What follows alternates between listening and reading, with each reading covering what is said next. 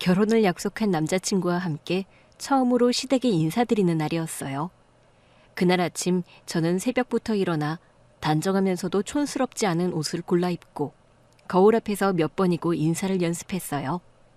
손에는 제가 직접 정성 들여 고른 과일 바구니를 들고 있었어요. 긴장하지 마. 우리 부모님도 만나보면 따뜻한 분들이야. 말은 좀 세게 해도 속은 안 그래. 응. 근데 그래도 떨려. 나 같은 사람이랑 결혼한다고 하면 싫어하시면 어쩌지? 우리 엄마 아빠 옛날 분들이긴 해도 그런 분들 아니야. 걱정 마.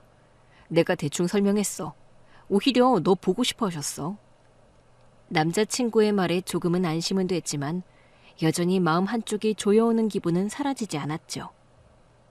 그러다 마침내 시댁 현관 앞에 도착했어요. 초인종 누르기 전에 한 번만 더 말해줘.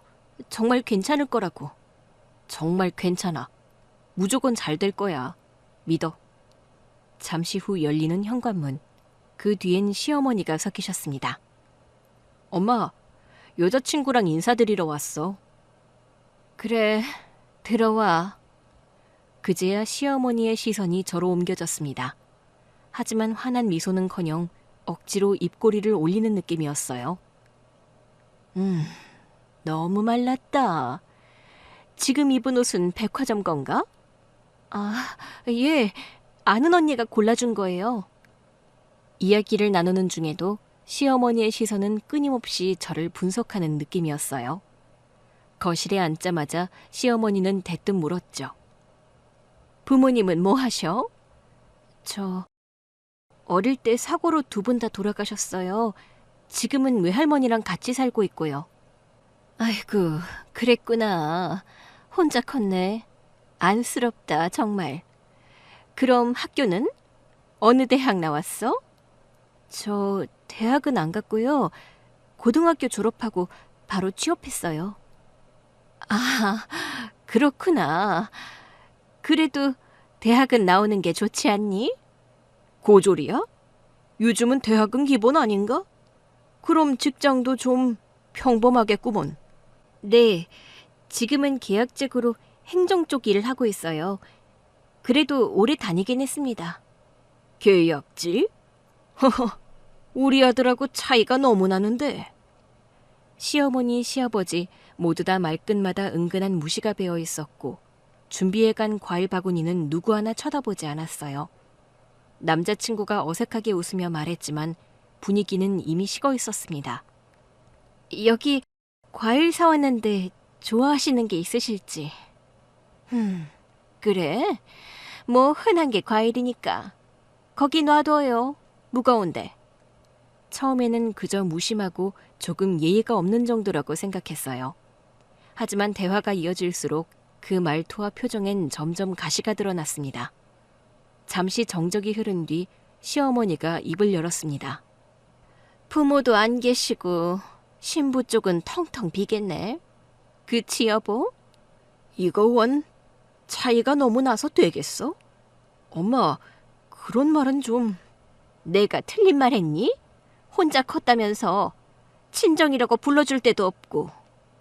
우리 집안이 괜히 허전해지지 않겠어?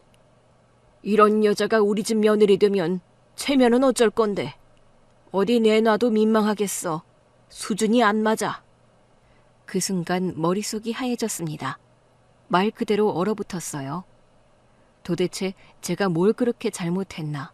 숨이 턱 막혔죠. 죄송합니다. 혹시 제가 뭔가 실수라도... 실수는 아니지. 그냥 우리랑 안 맞는 거야. 부모님도 안 계시고 학벌도 안 좋고 직장도 좀 그렇고 우리 아들이 아까운 거야. 남자친구는 그저 옆에서 입술을 깨물며 고개만 숙이고 있었어요. 아무 말도 하지 못한 채 그 자리에 얼어붙은 것처럼 말이죠. 저는 그들 앞에서 무력하게 앉아있을 수밖에 없었습니다. 내가 준비한 마음, 내가 보여주고 싶었던 정성, 모든 게 아무 소용없는 자리였어요. 그저 나란 존재 자체가 무시당하는 느낌, 그게 가장 큰 모욕이었죠. 한참을 그렇게 앉아 있었어요. 주스 한 잔, 물 한 잔도 없었어요. 그 자리는 인사 자리가 아니라 그저 판단받는 자리, 거절당하는 자리일 뿐이었죠. 시어머니는 소파에 앉아 팔짱을 끼고 제 눈을 피한 채 남자친구에게 말했어요. 이제 슬슬 가보지 그러니? 우리도 지금 약속이 있어서 준비해야 해. 네, 그럼 저희 이만 일어날게요. 저는 순간 내가 뭐 이렇게까지 모욕당할 일인가 싶었어요. 들고 왔던 과일 바구니는 아무도 손대지 않았고 테이블 옆에 놓인 채 그 자리를 지키고 있었어요. 그 바구니를 다시 들고 나올 수는 없었기에 결국 그대로 두고 나섰습니다. 현관 앞에서 신발을 신으며 남자친구가 제 옆으로 와 조심스럽게 입을 열었어요. 미안해. 이렇게 될 줄은 몰랐어. 말리지도 막지도 않았잖아. 그냥 아무 말도 안 했지. 엄마가 좀 예민하셔서 나쁘신 분은 아니야. 내가 다시 설득해 볼게. 아니야. 괜찮아. 설득할 필요 없어. 밖으로 나와 저는 남자친구의 손을 뿌리치고 앞서 걸었습니다. 이건 그냥 기분 나쁜 만남이 아니라 내 존재 자체가 한 인간으로서도 받아들여지지 않았던 시간이었으니까요.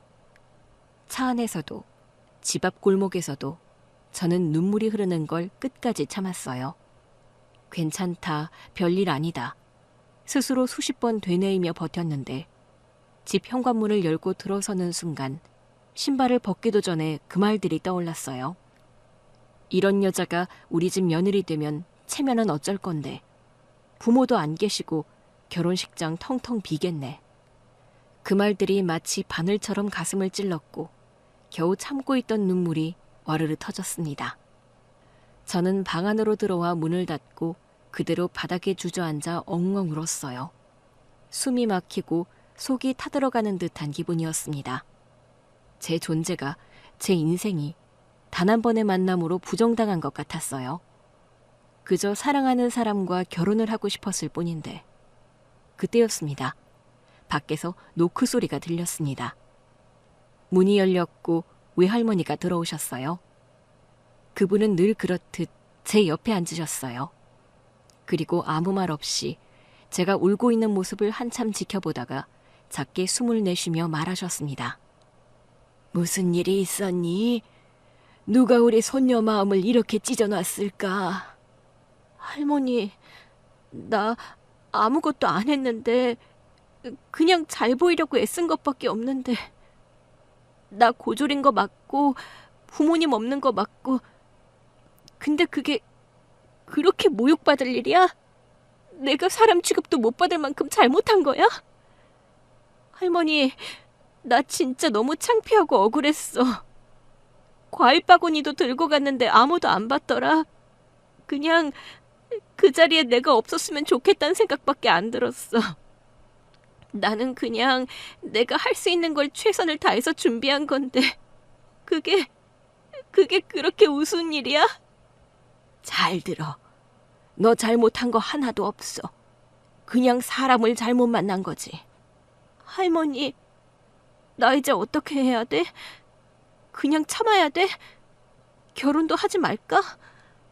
손녀야, 복수는 말이지. 복수는 이렇게 하는 거란다. 복수? 그리고 다음날 아침, 저는 평소보다 일찍 눈을 떴고 부스스한 얼굴로 거실로 나왔을 때 외할머니는 이미 한복을 곱게 차려입고 거울 앞에 서 계셨어요. 아이보리빛 저고리에 은은한 남색 치마, 그 위로 고운 은실이 수놓인 옷고름이 단정히 매어 있었고 평소 장을 보러 갈 때 입으시던 옷차림과는 차원이 달랐죠. 할머니, 한복을 왜 이렇게 정성껏 입으셨어? 사람 대접 못 받은 자리에 다시 가는 날이잖니? 오늘은 우리가 예의를 보여줄 차례야. 그 말을 들은 순간 저는 말없이 고개를 끄덕였어요. 이제 다시는 고개 숙이지 않겠다고. 내가 무시당했던 그 집에 오늘은 똑바로 서서 들어가야겠다고 다짐하면서요. 그렇게 외할머니와 저는 택시를 타고 시댁으로 향했어요. 창밖으로 스쳐 지나가는 거리를 보니 제 가슴이 더 쿵쾅거렸죠. 어제 모욕을 당했던 그 집으로 다시 간다는 게 솔직히 두려웠지만 옆에 있는 외할머니는 한치의 망설임도 없이 단정한 걸음으로 초인종 앞에 섰습니다. 그리고 마침내 문이 열리는 순간 어제처럼 당당하게 팔짱을 낀 시어머니가 모습을 드러냈습니다. 어머, 누구시죠? 약속도 없으셨는데. 그 말이 끝나기도 전에 시어머니의 눈이 외할머니로 향한 순간 그녀의 표정이 서서히 무너져 내리기 시작했습니다. 아니, 혹시... 그리고 한 걸음 뒤로 물러선 채 온몸을 떨며 할머니를 향해 큰 절을 올렸습니다. 또 시어머니 뒤로 뒤따라온 시아버지도 저희 할머니를 보더니 당황한 듯 주저하다가 결국 바닥에 손을 짚고 몸을 숙였죠. 그 모습을 본 저는 아무 말도 나오지 않았습니다. 우리 외할머니가 도대체 어떤 분이길래 이 사람들이 큰 절을 올리는지 저는 알 수 없었습니다. 저의 엄마, 아빠는 제가 기억도 못할 만큼 어렸을 때 사고로 돌아가셨고 그 후로 제 곁에 남은 사람은 단 한 분, 외할머니뿐이었어요. 외할머니는 늘 그러셨어요. 너는 우리 집 전부야. 그 말처럼 저를 금이야 오기야 아껴 키우셨습니다. 가진 건 많지 않았지만 제 밥상엔 늘 제가 좋아하는 반찬이 올라왔고 겨울이면 외할머니는 낡은 외투를 꿰매 입으면서도 저한텐 새 외투를 사주셨죠. 그만큼 저는 외할머니를 엄마처럼, 아니 그보다 더 깊이 따랐습니다. 그런데 그런 외할머니가 가끔은 어린 마음에 부끄러울 때도 있었어요. 제가 초등학생이었을 때 소풍날, 친구들 엄마들은 다들 화장하고 예쁜 옷을 입고 오는데 외할머니는 장바구니 끈을 어깨에 둘러맨 채 헐렁한 바지와 땀이 밴 모자로 저를 데리러 오셨죠. 쟤는 엄마 없대. 할머니가 엄마를. 이상해. 그런 소리를 들어서 괜히 할머니 손을 뿌리치고 혼자 걷겠다고 한 날도 있었어요. 정말 어리석었죠. 할머니의 그 손이 세상에서 제일 따뜻한 건지도 모르고. 그렇게 저는 외할머니의 온기로 자랐습니다. 누군가는 부족하다고 말할지 모르지만 저에겐 충분했고 오히려 넘쳤던 사랑이었어요. 그런데도 한때 세련되지 못한 외할머니가 부끄러웠던 적이 있었던 제 자신이 지금 와선 미칠 듯이 미안합니다. 그러다 제가 중학교에 들어서고부터였어요. 그때부터였을 거예요. 이상하게도 금전적으로 정말 막막한 순간마다 기막히게 운 좋은 일들이 찾아왔죠. 그때는 몰랐어요. 그게 진짜 행운이었는지 아니면 누군가의 숨은 손길이었는지. 어느 날 집에서 쓰던 냉장고가 완전히 고장났습니다. 몇 년째 붙이고 고치고 때우며 쓰던 물건이었죠. 할머니, 이거 이번엔 진짜 완전 나갔어. 냉기가 아예 안 나오는데? 이번엔 그냥 보내줘야겠구먼. 우리 새 냉장고는 못 사겠지? 중고라도. 그리고 그 며칠 뒤 현관 앞에 웬 남자가 큰 박스를 옮기고 있는 거예요. 누구세요? 냉장고 설치하러 왔습니다. 네... 냉장고요? 집 안으로 들어오자 거실에 서 있는 건 그때 막 출시된 최신형 냉장고였습니다. 할머니, 이거 뭐야? 진짜 새 거야? 아니, 이거 너무 비싼 거잖아. 왜? 마음에 안 들어? 아니, 그런 게 아니라. 할머니, 이거 카드 할부에도 몇 년은 갚아야 되는 거잖아. 우리 그런 여유 없잖아. 괜찮아. 내가 아는 사람이 싸게 해줬어. 창고에 있던 거라 반값도 안 된대. 진짜? 진짜 그렇게 싸게 샀어? 그럼 운 좋게 딱 남는 물건이었대. 그런 날도 있어야지. 안 그래? 외할머니는 대수롭지 않다는 듯 손에 붙은 먼지를 툭툭 털고 주방으로 들어가셨어요. 저는 그 자리에 서서 냉장고를 한참 동안 바라봤어요. 지금 돌이켜보면 최신형 냉장고를 그렇게 운 좋게 갖게 되는 일이 세상에 어디 그렇게 흔하겠어요? 그게 정말 우연이었을까요? 그리고 제가 간절히 기다렸던 봄 소풍이 있는 날이었어요. 친구들 모두 며칠 전부터 들떠 있었죠. 하지만 저는 마음이 무거웠습니다. 바로 회비 때문이었죠. 당시 우리 집 형편에선 참 큰 돈이었거든요. 아무 말 없이 소풍 준비물 목록을 찢어버린 저는 아침 일찍 외할머니께 말했어요. 할머니, 나 오늘 학교 안 가. 개교 기념일이라 수업 없대. 그래, 그런 날도 있었구나. 덕분에 하루 푹 쉬어. 응, 그냥 좀 누워있으려고. 외할머니는 이상하다는 눈치도 없이 그냥 평소처럼 고개를 끄덕이셨고 저는 방으로 들어가 이불을 덮고 누웠어요. 애써 아무렇지 않은 척했지만 밖에서 떠나는 아이들의 웃음소리가 들릴 때마다 속이 자꾸 뒤집히는 것 같았어요. 그렇게 뒹굴고 있는데 전화가 오는 거예요. 여보세요? 너 어디니? 지금 버스 떠나기 전에 기다리고 있어. 얼른 나오렴.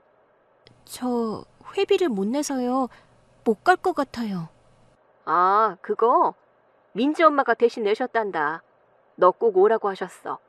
준비됐으면 바로 나오렴. 너무 놀랐어요. 민지는 제 단짝 친구였고 민지네 엄마가 소풍 회비를 내줬다니. 근데 왜? 어떻게? 헐레벌떡 학교 앞에 도착했을 땐 친구들이 버스 안에서 고개를 내밀고 손을 흔들고 있었어요. 야, 올 줄 알았어. 너 빠지면 재미없잖아. 김밥 네 거 따로 챙겨놨어. 얼른 와. 저는 민지에게 가서 감사 인사를 했어요. 고마워. 너네 엄마가 회비 내주셨다고 하셔서. 어? 아니야. 나도 지금 들었어. 며칠 후 저는 민지네 집에 놀러 갔어요. 저녁 시간이 가까워져 있었고 민지 엄마가 식사를 챙겨주셨어요. 더 먹을래? 계란찜 새로 했어. 아니요. 정말 잘 먹었습니다. 근데 저번에 소풍 때 제 회비 내주셔서 정말 감사했어요. 덕분에 갈 수 있었어요. 제 말에 친구 엄마는 놀란 듯 웃으며 말씀하셨어요. 응? 아, 그거 내 덕분 아니야. 아, 담임 선생님이 그렇게 말씀하셔서. 나는 그냥 우리 애랑 잘 놀아줘서 고맙기만 한걸. 우리 집에 자주 놀러 오렴. 그 말을 듣고 묘한 기분이 들었지만 그때는 그냥 친구랑 놀기 바빴고 그 묘한 기분은 잠깐 스치듯 지나갔습니다. 또 한 번은 저에게 정말 신기한 일이 일어났어요. 어느새 고등학생이 된 저는 노트북으로 과제를 작성하고 있었죠. 그 노트북은 몇 년째 쓰고 있던 정말 오래된 노트북이었어요. 그날은 시작할 땐 괜찮았지만 파일 하나 저장하려는 순간 화면이 깜빡깜빡 하더니 그대로 꺼져버렸어요. 진짜 왜 이래. 제발 이번 한 번만 켜져라. 나 이거 내일까지 제출해야 되는데. 미쳤다 진짜. 아무리 해도 전원은 다시 들어오지 않았어요. 저는 결국 PC방으로 달려가 과제를 작성했죠. 며칠 뒤 아침밥을 먹고 있는데 외할머니가 신문을 접으며 툭 한마디 하셨어요. 동네 박람회에서 경품 준대. 1등이 노트북이라던데? 한번 응모해봐. 에이, 할머니 그런 거 당첨 안 돼. 사람 얼마나 몰리는데. 안 되는 사람도 있지만 되는 사람도 있지. 우리 손녀도 한 번쯤 당첨돼 볼 때도 됐잖아. 나 진짜 그러는 없는데. 에이, 그래도 한번 해볼게. 그날 오후 저는 박람회장 구석 부스에 가서 마지못해 응모지를 적어냈어요. 이름 쓰고 연락처 쓰고 그냥 아무 기대도 없이 휙 던져 넣었죠. 그리고 며칠 뒤 수업이 끝나고 방에 있는데 문자가 왔어요. 박람회장 이벤트에서 제가 노트북이 당첨됐다는 문자였죠. 뭐야 이거? 헐, 나 이거 진짜 처음 당첨돼봤어. 우와! 너무 놀라고 좋아서 소리치자 외할머니가 거실에서 저를 부르셨어요. 왜? 무슨 일인데 그렇게 방방 뛰고 그래? 할머니, 진짜 됐어. 노트북 당첨됐대. 방금 문자 왔어. 나 진짜 됐어. 그래? 우리 손녀 운 좋네. 대단한데? 할머니가 시켜서 한 건데 진짜 됐어. 이런 일도 있네. 와, 기적이다 진짜. 그 뒤로도 저에게 끊임없이 행운이 찾아왔어요. 고등학교 3학년 때였죠. 학비가 밀려서 1학기부터 내지 못한 등록금이 쌓여 있어서 졸업 자체가 위태로운 상황이었어요. 한 번은 담임 선생님이 복도에서 저를 불렀습니다. 혹시 학비 관련해서 가정통신문 받은 거 기억나지? 아, 네. 그게... 이번 학기까지 정리 안 되면 졸업장을 못 받을 수도 있어. 학사과에서 연락이 왔어. 할머니께 말씀드릴 수 있겠니? 네, 알겠어요. 꼭 말씀드릴게요. 하지만 사실 전 말할 수가 없었어요. 매일 밤늦게까지 일하고 퇴근하는 외할머니를 보고 할머니, 졸업하려면 몇십만 원이 더 필요해요. 그런 말을 할 수가 없었어요. 저는 다음날 학교 행정실로 갔습니다. 그 등록금 밀린 거요. 혹시 조금만 더 기다려 주실 수 있을까요? 할머니가 지금 너무 힘드셔서 저도 알바 중인데 조금만 시간이 필요해서. 등록금요? 납부됐는데요? 네? 오늘 아침에 대납 처리 들어왔어요. 이상하네요. 그걸 누가 넣어줬지? 글쎄, 일단 처리는 됐으니까 안심해도 될 것 같아요. 그 말을 듣고 저는 한동안 멍하게 서 있었어요. 하지만 그땐 그냥 넘어갔어요. 그저 운이 좋았다고만 생각했죠. 그게 진짜 행운이었다고. 반복되는 행운. 저는 정말 운을 타고난 아이였을까요? 그렇게 고등학교를 겨우 졸업하고 나서 저는 곧바로 생계 걱정에 부딪혔어요. 대학은 가는 건 포기했지만 밥값은 벌어야 했죠. 그래서 야간 편의점 알바를 알아보고 있었어요. 염전날 아침 집을 나서려는데 외할머니가 설거지를 하며 말을 꺼내셨어요. 너 오늘 뭐 있다 그랬지? 응, 저녁에 편의점 알바 면접 있어. 밤 10시부터 새벽 6시까지래. 아이고, 밤새도록 괜찮겠어? 괜찮아. 돈 벌어야지. 아니, 밤새는 거 위험하기도 하고. 편의점 말고 옆 건물 사무실에서 사람 하나 찾는다더라. 물건 정리하는 거. 반나절이라고 10만 원 준다더라. 정리? 뭐 무거운 거 드는 건가? 아니래. 그냥 서류 같은 거라더라. 경험 삼아 가봐. 그 정도는 너도 할 수 있잖아. 그날 저는 정말 아무 생각 없이 할머니가 얘기한 그 사무실에 가봤어요. 저 정리 알바 있다고 해서 왔는데요. 얘기 들었어요. 이쪽으로 오세요. 얘기 들었다니 누군가가 나를 추천해 준 게 분명했어요.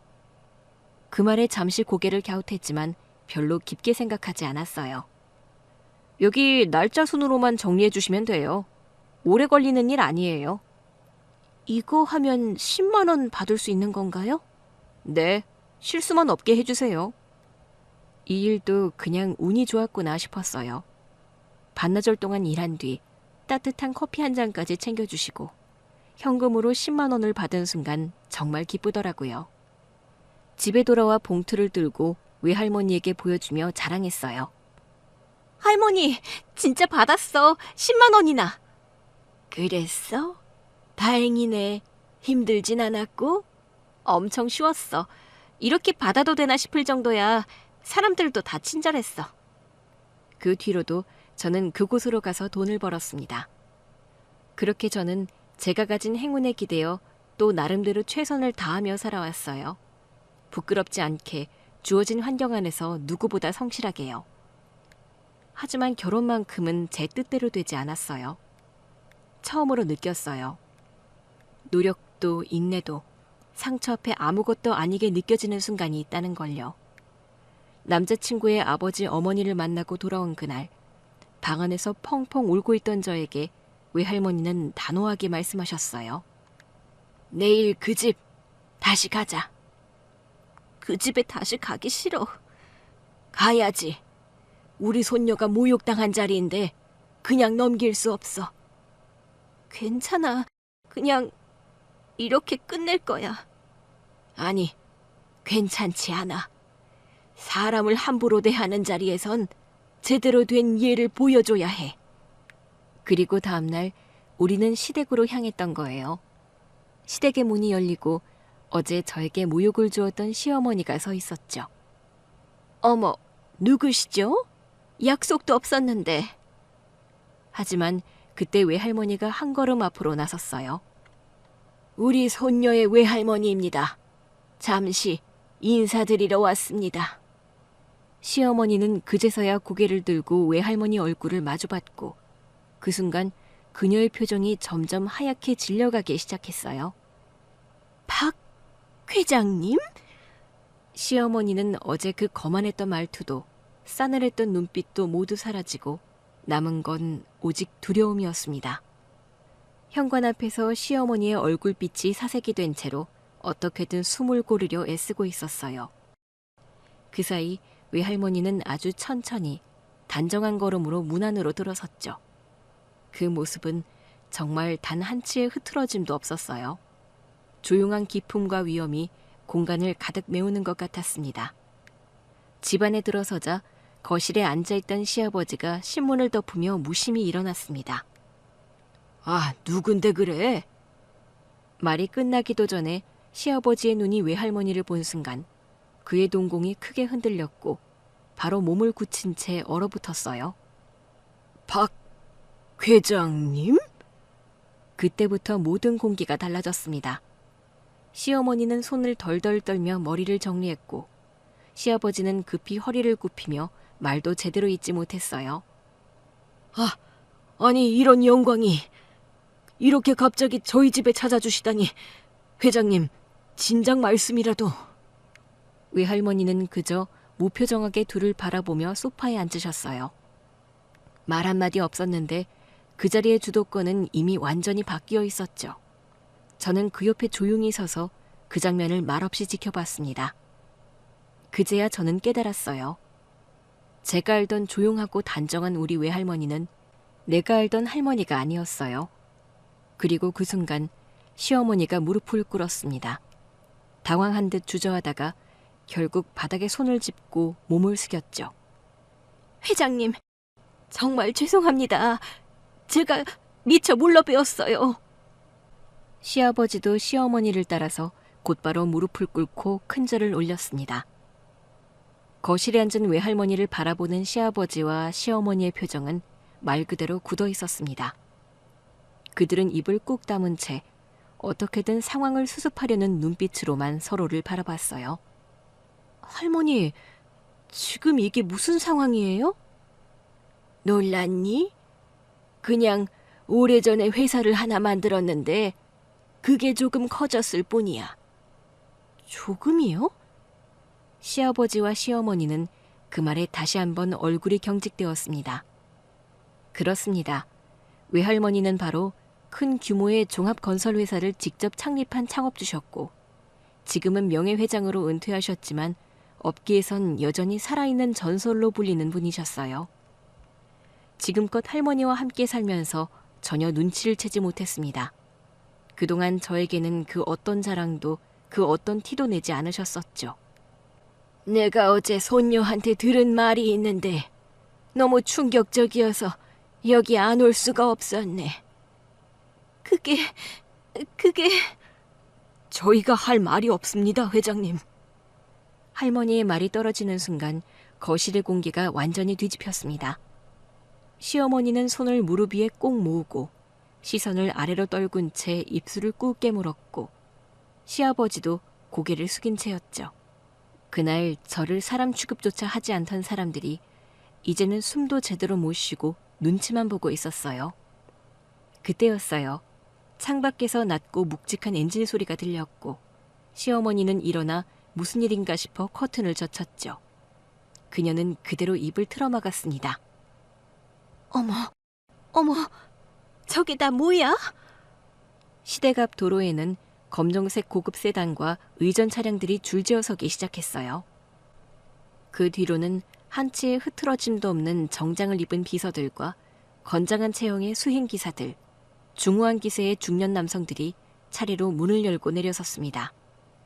그 순간 저는 정말 외할머니가 낯설게 느껴졌어요. 할머니는 존재만으로 공기를 바꾸는 사람, 그런 분이었죠. 허둥지둥 창밖을 바라보던 시아버지는 황급히 외투를 챙겨 입으며 중얼거렸습니다. 이건 진짜 큰일인데 어떻게 이런 일이... 그때 외할머니의 비서로 보이는 젊은 남성이 거실로 들어왔습니다. 회장님, 외부에서 관계사 대표님들이 함께 도착하셨습니다. 그날 회장님께서 직접 말씀 나누고 싶다고 하신 건이 있어서요. 경호도 겸해서 같이 대기하고 있습니다. 이해해요.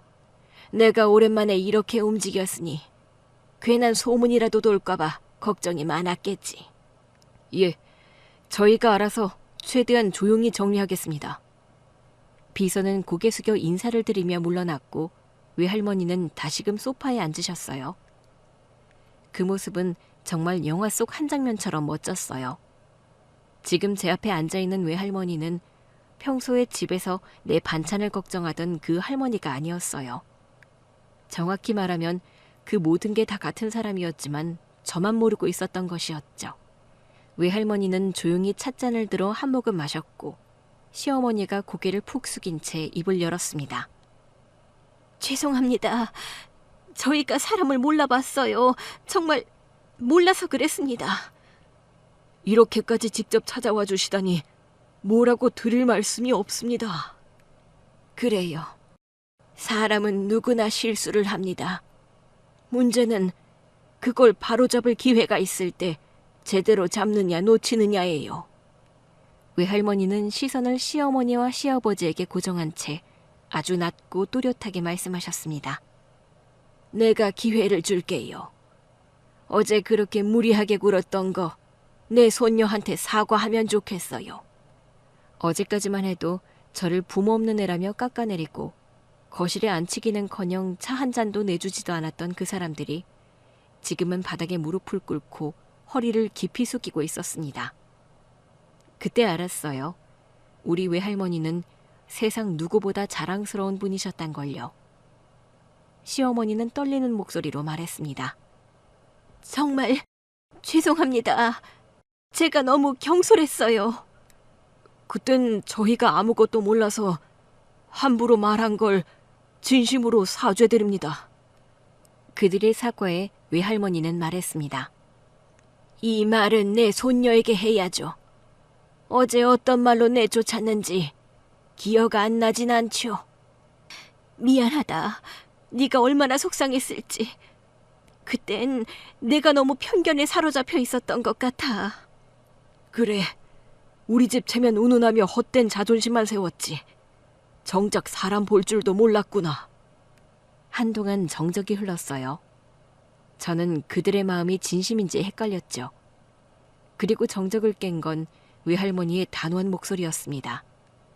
김 사장님, 당신 회사, 우리 회사에 하청으로 들어와 있지요. 예, 회장님. 그렇습니다. 예전부터 배려해 주신 덕분에.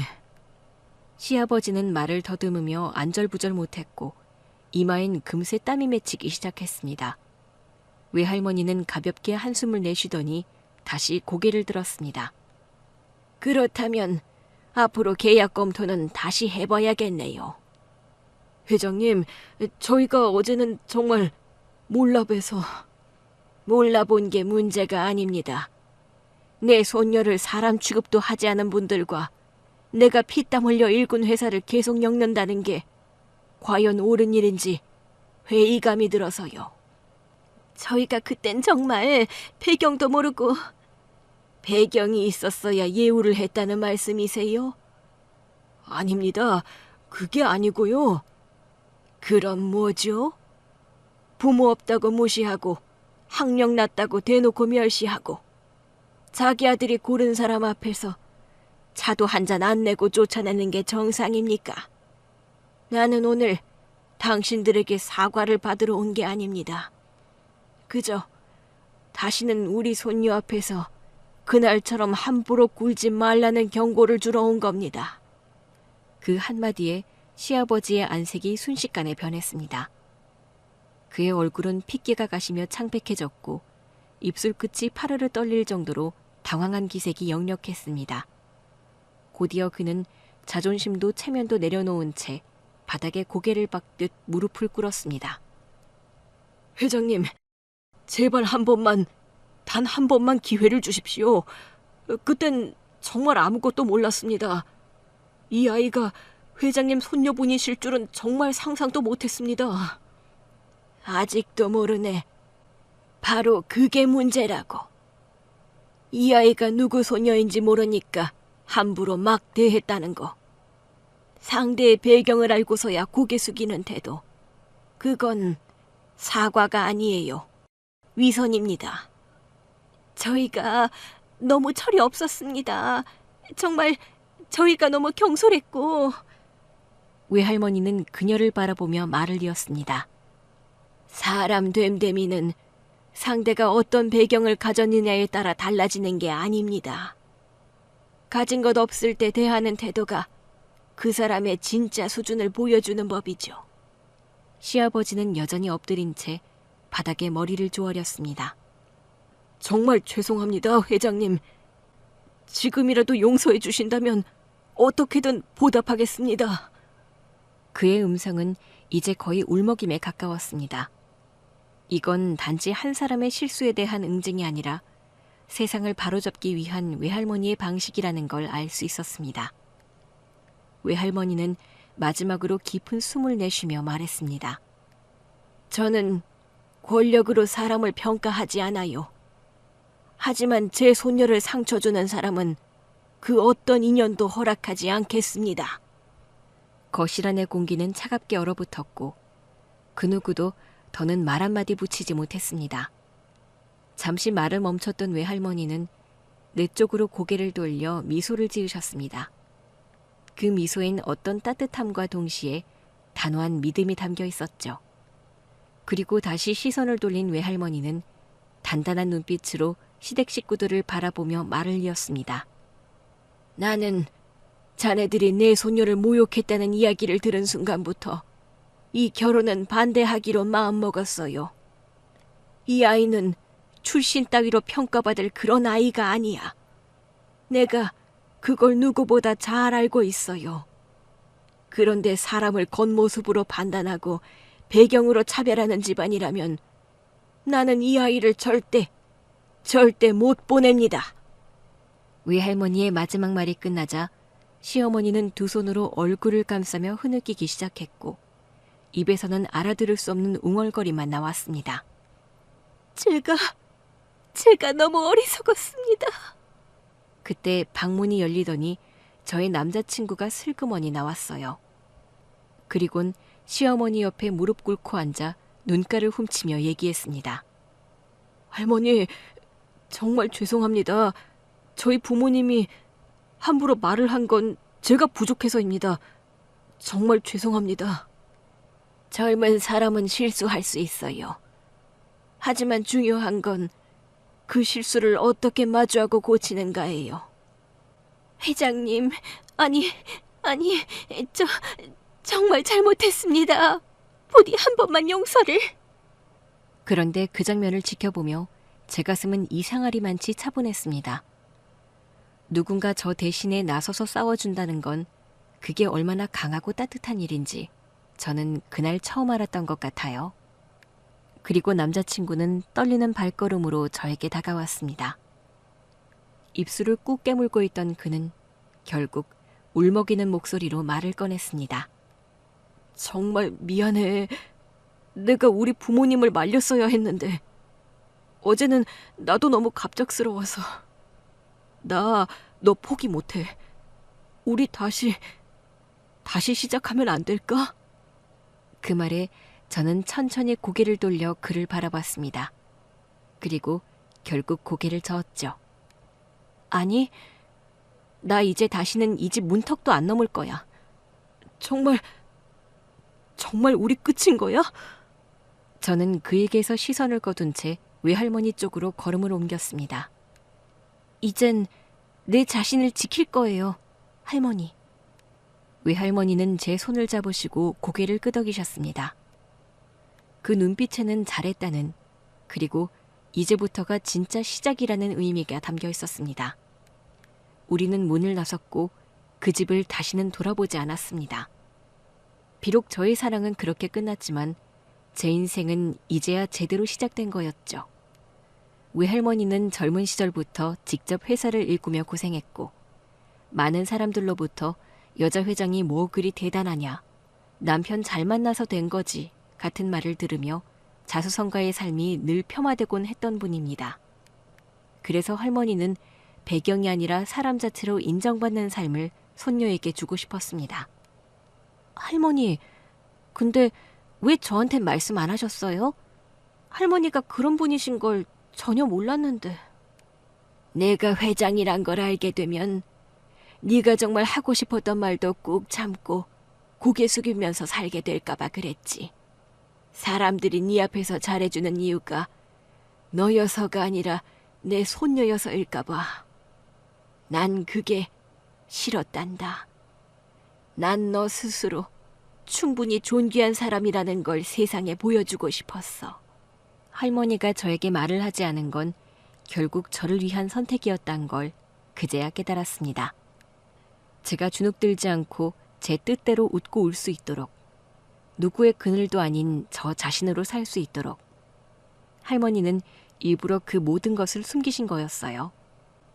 사람들이 저를 어떻게 보는지가 아니라 제가 저를 어떻게 믿고 살아가는지를 먼저 알려주고 싶으셨던 거죠. 그런 할머니의 깊은 마음을 이제서야 조금은 알 것 같았습니다. 그러나 시어머니와 시아버지는 끈질기게도 외할머니에게 용서를 구했어요. 며칠 후 외할머니와 함께 시장을 보고 돌아오던 길이었습니다. 우리 집 근처에 어떤 차 한 대가 눈에 들어왔습니다. 고급 외제차 안에서 내린 사람은 다름 아닌 시아버지와 시어머니였습니다. 그들은 급히 다가와 허리를 90도로 숙이며 말했습니다. 회장님, 이렇게 우연히 뵙게 되네요. 회장님. 외할머니는 눈길조차 주지 않으신 채 천천히 걸음을 옮기셨습니다. 그러자 시아버지는 서둘러 외할머니 앞을 가로막았습니다. 부디 단 5분만 시간을 주십시오. 제가 정말 잘못했습니다. 왜? 이제 와서 뭘 어쩌겠다는 건가? 정말 몰랐습니다. 그날은 제가 너무 경솔했습니다. 경솔함과 오만함은 다릅니다. 당신은 내 손녀가 가진 배경은 몰랐어도 사람은 보셨어야죠. 시아버지는 바짝 엎드려 두 손을 바닥에 짚었습니다. 회장님, 제 회사를 살리기 위해서가 아닙니다. 정말 제 아들이 너무 괴로워하고 있습니다. 매일 술에 취해 울기만 합니다. 사람을 배려하는 법을 모르는 집안에 더 이상 우리 손녀를 얽매이게 할 수는 없습니다. 다시 한 번만 기회를 주십시오. 저희가 무릎 꿇고 사과드릴 일이면 몇 번이고 하겠습니다. 저 그날 너무 상처받았어요. 제가 무슨 잘못을 했는지도 모르겠는데 그런 모욕당하는 말을 들으니까 제 인생 전체가 부정당하는 느낌이었어요. 이제 다시는 그런 자리에 또 가고 싶지 않아요. 들으셨죠, 김 사장님? 제가 뭐라 하지 않아도 제 손녀가 이렇게 말하고 있습니다. 이 아이의 선택을 존중해 주십시오. 시아버지는 더는 아무 말도 하지 못한 채 그 자리에 무릎을 꿇은 채 주저앉았어요. 회장님, 제발 몇 마디만 들어주세요. 그날 제가 저 아이한테 말했던 거 정말 다 후회하고 있습니다. 제 자존심이 그 아이 인생을 부정했어요. 용서해 주세요. 기회를 주세요. 말이란 건 뱉는 순간 칼이 됩니다. 그 칼날이 제 손녀의 마음을 얼마나 베었는지 한 번이라도 생각해 보셨나요? 생각했어요. 매일 밤마다 생각하고 또 후회했어요. 후회는 혼자서 하는 거예요. 용서는 상대가 할 수 있도록 준비하는 겁니다. 전 그럴 마음이 없습니다.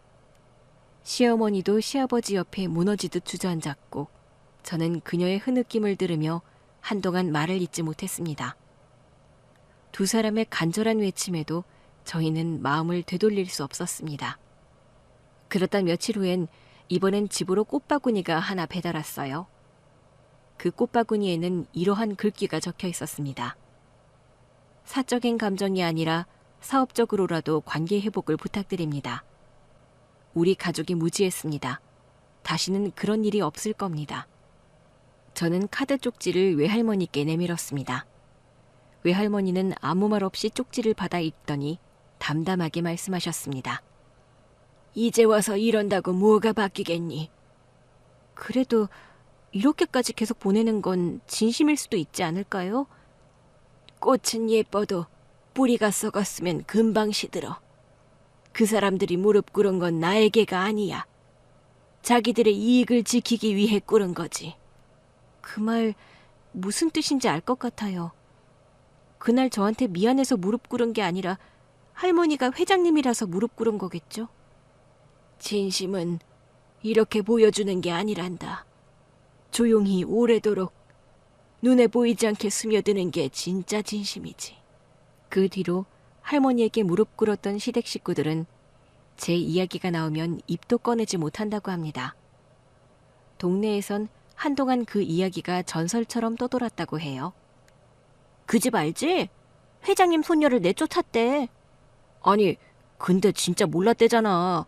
회장님 손녀였던 걸 몰랐던 거지. 그래서 그 일 터지고 나서 그 회사도 휘청대나 봐. 거래처들도 다 빠지고. 그게 사실인지 아닌지는 저도 모릅니다. 아니, 어쩌면 사실일 수도 있고 아닐 수도 있죠. 하지만 그게 뭐가 중요한가요? 중요한 건 저는 이제 누구의 눈치를 보며 살지 않는다는 겁니다. 누가 저를 가진 것 없는 고졸고아라고 평가하든 누가 저를 사람이 아닌 조건으로 판단하든 간에 저는 흔들리지 않아요. 그날 이후로 저는 제 두 발로 우뚝 섰습니다. 할머니의 손을 잡고 시댁의 문을 나서던 그 순간 제 삶은 바뀌기 시작했죠. 그 후로 몇 달 뒤 퇴근 후 지친 몸을 이끌고 집에 돌아온 저는 우편함 속에 꽂혀있던 봉투 하나를 발견했습니다. 이름을 보자마자 숨이 멎는 줄 알았습니다. 바로 시어머니가 될 뻔한 사람이 보낸 것이었죠. 손끝이 떨리는 걸 느끼며 봉투를 열었습니다. 편지는 삐뚤빼뚤한 글씨로 가득 차 있었어요. 지운 흔적 위에 다시 덧쓴 문장들, 마치 수십 번, 아니 수백 번을 망설인 듯한 편지였죠. 그날 내가 얼마나 창피했는지 몰라. 너한테 뭐라도 사과를 해야겠다 싶어서 편지를 써. 우리 아들이 그 후로 한동안 말을 안 했어. 매일 울고 술 마시고 네 사진만 보더라.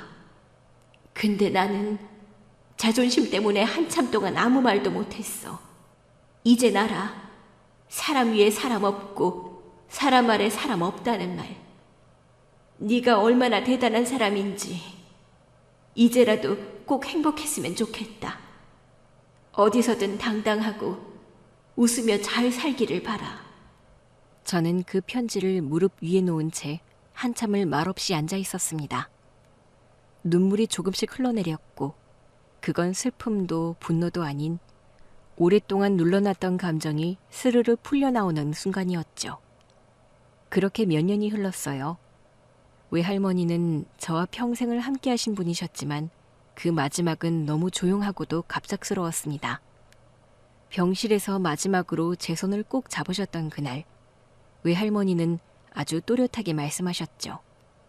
이제는 너 혼자서도 다 잘할 수 있을 거야. 난 정말 행복했단다. 그날 이후 저는 멍하니 시간을 흘려보내며 장례식장을 준비했습니다. 장례식 당일 새벽, 조문객들이 하나둘씩 도착하기 시작하더니 문 밖까지 길게 줄이 이어졌습니다. 하얀 조화를 들고 들어오는 사람들, 먼지를 뒤집어 쓴 작업복 차림의 건설 현장 노동자들, 정장을 입은 하청업체 대표들, 그리고 가방을 맨 대학생들까지 처음 보는 얼굴들이 제 손을 꼭 잡고 말했습니다. 저 회장님 덕분에 아이 대학 보냈습니다. 그때 수술비 못 내서 막막했는데 익명으로 보내주신 분이 회장님이었어요. 저 이번에 장학금 받아서 서울로 올라왔어요. 꼭 인사드리고 싶었어요. 조문객들의 한마디 한마디가 제 가슴을 먹먹하게 만들었습니다. 전 아무 말도 할 수 없었습니다. 그저 고개를 숙이고 두 손을 모은 채 엎드려 울었습니다. 외할머니는 단순히 큰 회사를 세운 창업주가 아니라 한 사람 한 사람에게 등불 같은 존재였다는 걸요. 제가 몰랐던 외할머니의 삶, 누구보다 넓고 깊은 사랑을 조용히, 꾸준히, 숨기듯 나누어 온 분이셨다는 걸. 그리고 지금 저는 그분이 남긴 뜻을 따라 살아가고 있습니다. 외할머니의 뜻을 이어 그녀가 세운 건설회사의 문화재단 대표로 일하고 있습니다. 경제적으로 어려운 학생들에게 장학금을 전달하고 청소년들이 마음껏 꿈을 펼칠 수 있는 문화공간을 만들며 이 사회에 따뜻한 영향을 남기기 위해 매일같이 바쁘게 치열하게 살아가고 있죠. 누군가는 말합니다. 너 정말 운이 좋았구나. 맞는 말일지도 모릅니다. 하지만 전 이제 압니다. 그 행운은 그저 단순히 따라온 운이 아니었다는 걸요. 외할머니는 늘 제가 스스로 설 수 있도록 그림자 뒤에서 조용히 등을 밀어주셨습니다. 제가 흔들리지 않게 세상 앞에 당당히 설 수 있도록 묵묵히 버팀목이 되어주신 사람이었어요. 외할머니는 제게 세상이 줄 수 없는 가장 위대한 선물을 주셨습니다. 바로 자존감이라는 선물 말이에요. 그날 외할머니가 제게 해주신 말은 지금도 제 귓가에 선명하게 남아있습니다. 넌 누구 손녀인지보다 어떤 사람인지가 더 중요한 사람이야. 그리고 넌 그걸 증명했어. 그 말 한마디는 지금도 제가 살아가는 이유가 되고 세상을 마주하는 저의 자부심이 됩니다. 이제는 저도 누군가의 버팀목이 되어주려 합니다. 누군가에게 조용히 등을 밀어주는 어른이 되기 위해 외할머니처럼 그렇게 살아가고 있습니다.